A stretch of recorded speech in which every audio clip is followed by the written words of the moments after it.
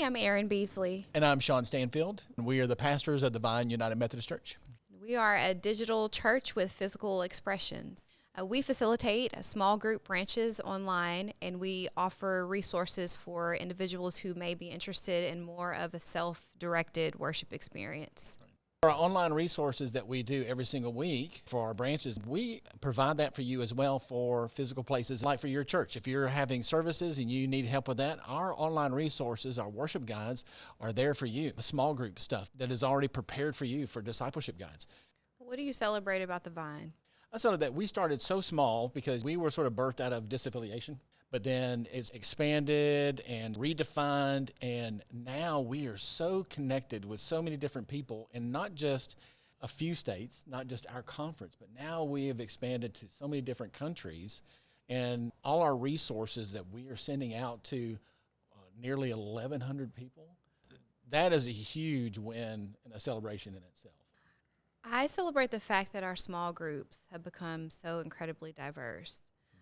Our members and neighbors, people connecting with us, come from so many different backgrounds, coming together to share their experiences and be willing to be vulnerable with one another is a huge deal, because we know that some people don't always feel safe in church, and so for people to feel free to be vulnerable and share, I feel safe here. Another thing that I celebrate, because we are online, we're able to connect with people who are curious about the faith, and I just love the fact that we can just offer a safe space for folks to say, hey, come as you are. It doesn't matter where you are on the journey. It doesn't matter where you've been.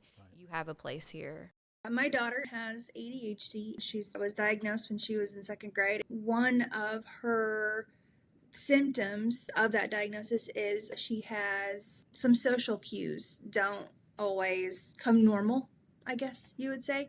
And so going into in-person church sometimes can be very overwhelming for her. One Sunday, she and I curled up in her bed and we turned on the Vine, and by the end of it, because I'm locked in, she's locked in on her own. And by the end of it, she had almost 3 pages front and back of notes. And that moment, I realized she's getting more out of this at home than she ever would in person. I came from a church that disaffiliated, but I wanted to remain a United Methodist. So I found out about the Vine. I feel like this church has been my lifeline, and they have helped me with my spiritual growth and support from other people. I just kind of stepped away and had been out of the brick and mortar church for a little while.